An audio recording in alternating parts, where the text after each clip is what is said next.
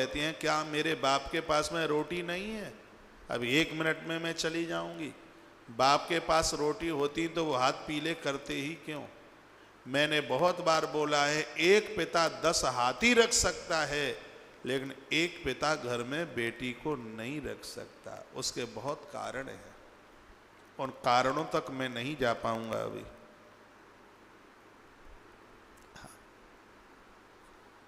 अपनी बेटी के लिए ससुराल में टूटा फूटा जैसा भी है, उसके लिए वो स्वर्ग से बढ़कर के।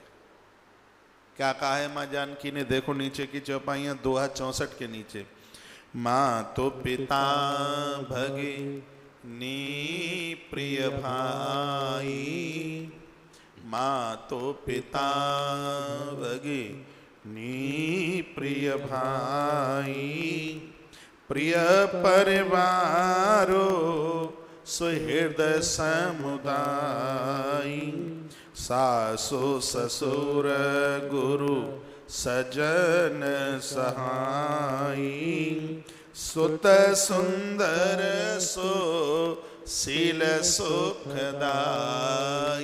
एक नारी के पास माता पिता बहन और भाई, परिवार में देवर जेठ जेठानी देवरानी सासु ससुर गुरु और सुंदर सुंदर बच्चे, माल खजाना संपदा, बढ़िया बढ़िया भवन, और ऐसे भवन जहां इंद्र की अमरावती भी फैल हो रही हो, जिसको देखकर जय है लगिनाथ नेय और नाते।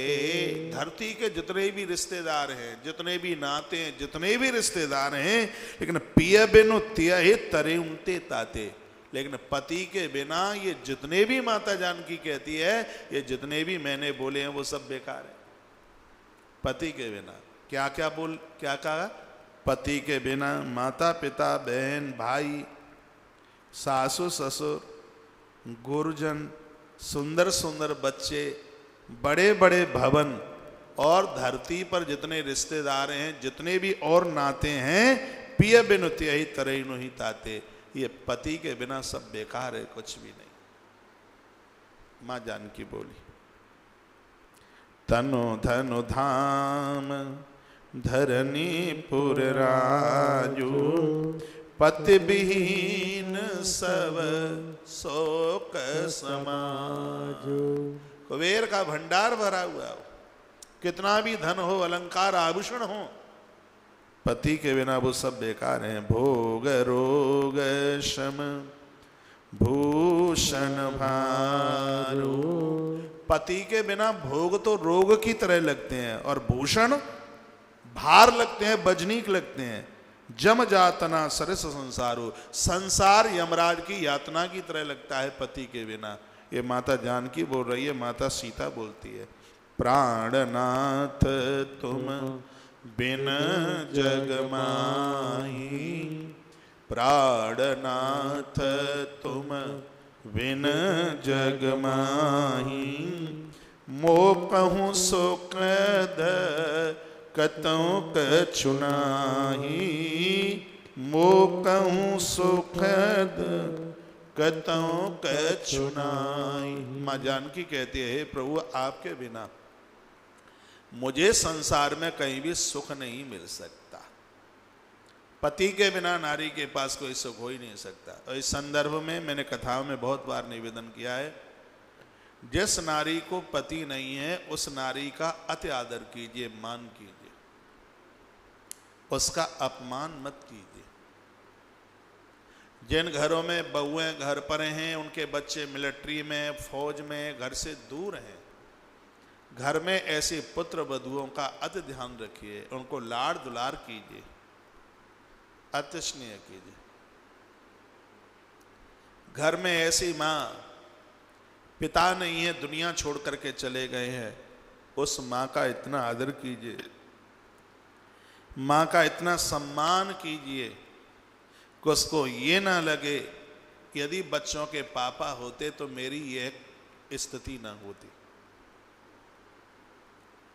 घर में पिता है, माँ नहीं है, पिताजी की इतनी सेवा कीजिए, इनसे बड़ा भगवान कौन है। भूल करके भी उनके मन में ये ना बात आ पावे कि बच्चों की माँ के बिना मैं बहुत दुखित हूँ, मैं बहुत दुखी। ये कथाएं तो पूरी जानकी माता के माध्यम से संसार के लोगों के लिए कथाएं हैं, और उन माताओं को भी ये प्रेरणा मिलती है जो अपने माता पिता के लाड़ दुलार के सामने ससुराल को कुछ नहीं समझते। आखिर में अपना अपना ही घर है। तुम्हारा सम्मान पियर में तब तक है जब तक तुम्हारे माँ बाबूजी हैं। माता पिता नहीं रहे तो उस भाभी के ऊपर तुम पहाड़ पत्थर की तरह दिखाई दोगी, वहां रहना मुश्किल हो जाएगा। उपमन्यु की कथा शिव पुराण में आती है। पिताजी का देहावसान हुआ था, 3 साल का बालक था उपमन्यु, कथा आती है शिव पुराण में, और वह मां अपने बच्चे को लेकर के पियर में रहती है। मामा के बच्चे तो दूध पीते हैं निपनिया बिना पानी वाला, बच्चे उपमन्यु को धक्का दे दिया गया। एक दिन रोता हुआ बालक अपनी मां के पास आया, रो पड़ा और कहने लगा, मामा के बच्चे दूध पीते हैं और मेरी कनपटी पर थप्पड़ मारा है।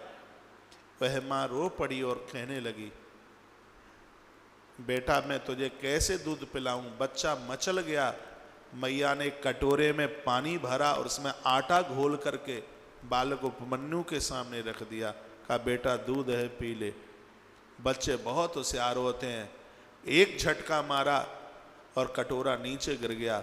रो रो करके कहने लगा, क्या मैं जानता नहीं हूं कि दूध है कि घुला हुआ आटा है। उस समय वह मां रो पड़ी और कहने लगी, पुत्र तुम्हारे पिता नहीं है, इस पियर में मैं कैसे गुजारा कर रही हूं। बेटा ये मुझे पता है, यदि तुझे दूध ही पीना है तो मैं तुझे दूध नहीं पिला सकती, दूध मांग तू अपने भोलेनाथ से। कथा शिव पुराण में आती है। 3 साल का बालक घर छोड़कर वन में गया, इसने 5 ईंटें ली, उसमें शंकर की प्रतिमा बनाकर जो पूजन किया है, महादेव परीक्षा के लिए आए और उन्होंने इंद्र का भेष बनाया, पार्वती को इंद्राणी बना दिया और अपने नंदी को उन्होंने ऐरावत बना दिया। देखिए इष्ट के चरणों में कितनी प्रीति होनी चाहिए। इंद्र ने आकर के कहा, वो तो भोलेनाथ थे, इंद्र बन के आए, कहा पुत्र वरदान मांगो। बालक उपमन्यु ने कहा, कौन हो तुम? कहा मैं देवराज इंद्र हूं। उपमन्यु ने कहा, मैंने तो तुम्हें बुलाया नहीं, तुम काय के लिए आए हो? तुम मुझे इंद्रासन दे दोगे तो मैं नाले के कीड़े की तरह कष्ट समझूंगा, और मेरे भगवान भोलेनाथ मुझे नाली का कीड़ा भी बना दोगे तो मैं उसको कैलाश का सुख का अनुभव करूंगा। ये बालक उपमन्यु ने कहा। उस समय इंद्र ने कहा, खबरदार, और युद्ध होने लगा। बालक उपमन्यु उस इंद्र के साथ युद्ध करने लगा, कहने लगा, हे देवराज इंद्र, तुम मुझे मार भी दोगे तो भी मैं अपने भगवान महादेव को नहीं भूल सकता। इतना कहा तब इंद्र में से भगवान शंकर प्रकट हो गए।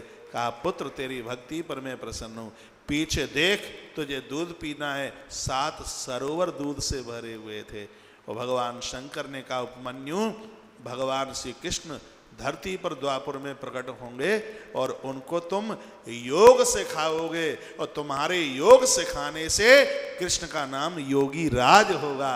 ये वह उपमन्यु हैं जिन्होंने भगवान श्री कृष्ण को योग सिखाया।